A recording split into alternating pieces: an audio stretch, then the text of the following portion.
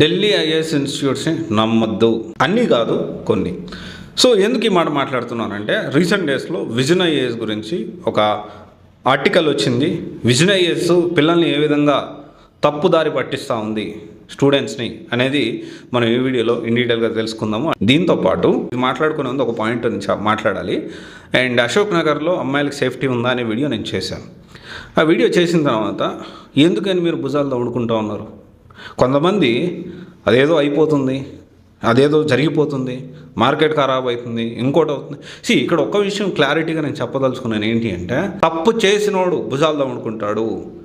మీరెందుకు ఎవరెవరు ఎందుకు రియాక్ట్ అవుతున్నారు? అదే మీ ఆ ప్లేస్లో మీ కూతురో లేకపోతే మీ చెల్లో మీ అక్కో ఉంటే ఇలాగే మీరు మాట్లాడతారా?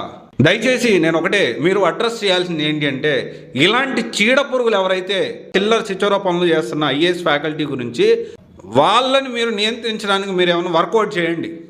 మార్కెట్ కాదు ఇంపార్టెంట్, దానికంటే ఇంపార్టెంట్ సేఫ్టీ. గుర్తుపెట్టుకోవాలి. డెఫినెట్లీ దాంట్లో కొంతమంది ఉన్నారు, నేనేం జనరలైజ్ చేసి కామెంట్స్ పాస్ చేయలేదు. అండ్ పర్టికులర్లీ ఎవరైతే ఈ విధంగా చేస్తూ ఉన్నారో వార్న్ చేయాల్సిన అవసరం ఉంది.